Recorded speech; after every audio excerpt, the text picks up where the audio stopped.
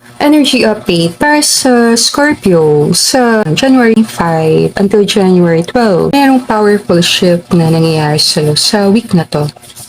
Yung unang card mo dito, Eight of Cups, walking away. So possible, nag-walk away ka sa isang sitwasyon na hindi na makakabuti para sa'yo. Nakita ko lang siya as isa decision na ginagawa mo. Na-try mo mag-walk away sa connection na hindi na makabuti para sa'yo. Kung meron kang mga iniiwasan, tinatalikuran, ng mga bagay na feeling mo nag-hold back sa'yo, then gawin mo makabuti para sa'yo. Queen of Swords na sa reading mo. So, pag lumalabas si Queen of Swords sa reading, sign na to na pinag-isipan mo yung mga ginagawa mo. Hindi siya dala ng emosyon, hindi na siya bagay na sinabi lang sa'yo. More pinag-isipan mo rin siya. King of Cups na sa reading. So, very loving ka na person. Possible meron kang taong minamahal, may taong nagmamahal sa'yo sa time na to. Kung may partner ka, nagtutulungan kayo ng partner mo. Kung sa work, nakikipagtulungan ka sa mga tao para ma-achieve niyo yung mga impossible dream na yon.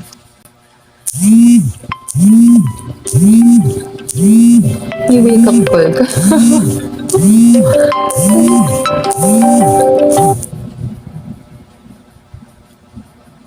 Wake up, gising na. Tao nang gigising sa'yo. Ayan, possible magkaroon kang wake up call. Very spiritual din tong week na to sa marami Scorpio. Para kasi tinatry mo na mag-move on. Moving on card kasi yung Eight of Cups. Moving on. So kung galing ka sa breakup, nahirapan ka talaga mag-move on, bigyan mo ng time sa sarili mo. Hindi man madali makamove on na. Eight of Wands sa reverse, merong problem sa communication. Capricorn energy nasa reading. So, meron lang communication issue. So, kung may nintay kang balita, possible nahirapan makarating sa'yo, or kung ikaw naman yung nahirapan mag-communicate, nahirapan kang magsabi ng napifeel mo sa time na to. Sabi dito, nurture. It's okay to want to stay home. So, possible, maraming time na gusto mo naman pag-isa, gusto mo lang magkaroon ng more time sa sarili, kung nasa bahay, mag-enjoy lang sa mga ginagawa mo. Very typical na.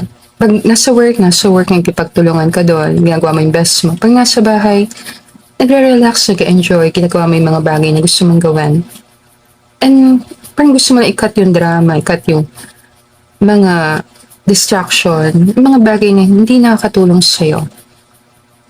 Yung tama niya parang nag-move on ka. Nasa moving on process ka, nasa healing journey na sa tingin mo makakabuti para sa'yo.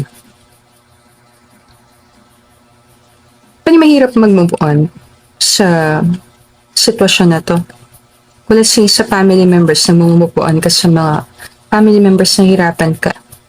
Wala sa mga ibang tao na pili mo, kailangan mo na silang iwasan, medyo nahihirapan ka. Ngayon ko sa person naman ito, mas mahirap sa tingin ko . So parang nag-walk away ka sa isang person na parang very important sa'yo.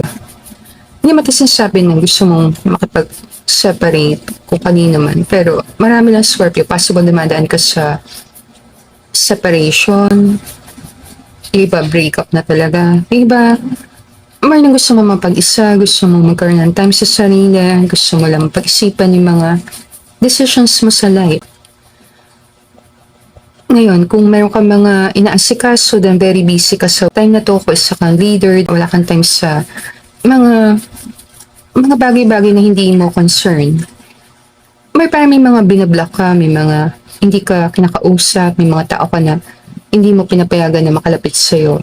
Matas ka sa boundaries. Possible din, may mga issue doon. Tinatry mo ayusin siya mag-isa. Ayaw mo siyang i-share sa ibang tao. Kahit feeling mo na may ibang tao makakatulong sa'yo.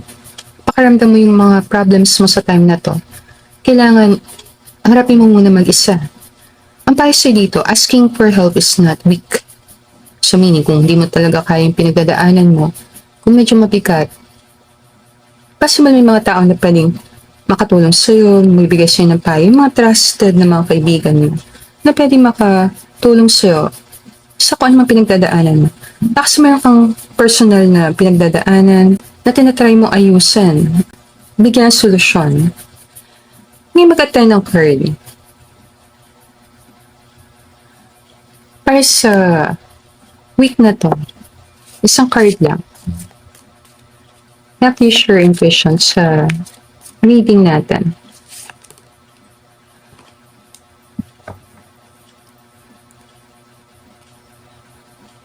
Card to ng regret. Malungkot na card to Yes. Ngayon, kung mayroon ka talaga pinagdadaanan sa grieving process ka, then yes, bigyan mo ng time sa sarili mo. Minsan, pag nag-walk away din tayo sa mga bagay or tao na nakasanayan na natin, masakit din siya. Hindi ko lang dumataan ka sa mahirap na sitwasyon sa time na to. Dalawa lang yan mayroon ka pinanghihinayangan or may tao nanghihinayang sa connection niyo. Or may lungkot ka na dinadala na, matagal mo nang dinadala na nakakadrain na sa'yo. Prioritize mo sarili mo. Always. Siyempre, ngata mo sarili mo. Kung feeling mo toxic or hindi nakakabuti sa'yo ang isang sitwasyon, yes, mag-walk away. Kung yun ang makakabuti para sa'yo. Maganda ko message, Scorpio, kasi nandito yung 8 of Wands may tao ka lang na iniisip. Like, may tao ka na pinaproblema or may tao ka lang na nagpapabigat talaga. Sabihin natin, kung may tao na nakaka-apekto sa'yo sa time na to, kung sino man siya, or kung ano man tong pinagdadaanan mo, maganda yung message para sa'yo. Isa lang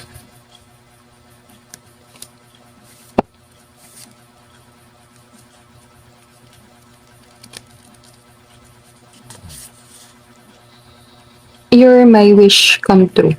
Pwede to sa mga wishes na hindi nagkatotoo. Alam mo yun? Baka meron kang mga wishes na gusto mo mangyari, magkatotoo. And pakiramdam mo yung mga pangarap na yun, ang hirap to pa rin. Ang hirap magkatotoo ng pangarap. Para lang siyang wish. May mga pangarap talaga na pag hindi natin natupad, parang pinanghihinayangan natin. Ngayon, kung kasing week na to, sabihin natin, very deep para sa mga Scorpio. Ang message sa'yo ng person is, sure, my wish come true. And, meron ka bang wish na mangyari? Meron ka bang pinagdadasal? Meron ka bang bagay na iniisip, na malalim talaga, pinag-iisipan? Ngayon, pag-aralan mabuti. Kung may person kang iniisip, then, pa-message na sa'yo. Follow your heart. Follow your intuition. Yung 8 of Cups kasi, card niya mahanap ang sarili kong daan. Parang yan. I'll find my way. Parang malungkot na song. Time is stealing you from me, but it can never take this memory. Pwede parang ang bilis na nangyari sa week, parang tumatakbo lang yung oras, parang kang busy, may mga alarm clock, may mga responsibilities na kailangan harapin. Pero yung memory, nandun pa rin. Meaning kahit nag-walk away ka sa connection or nag-walk away ka sa sitwasyon, meron ka naman baon-baon niya. May baon ka naman memory, mga pinagsamahan or magagandang memories galing sa nangyari na yon. So pwede mo yung baunan, gamitan para maabot mo yung mga pangarap mo and makapokus ka sa journey mo. Kumbaga, kahit masakit yung nangyari, pwede mo pa yung makaya lesson and makatulong yun sa'yo sa spiritual growth mo. Pero wala na ako as sa reading. Bigyan kita nakikita ko sa mga cards. Let me know na lang sa comment kung saan part nag-resonate. And thank you sa panonood ng video natin and have a blessed day. Namaste!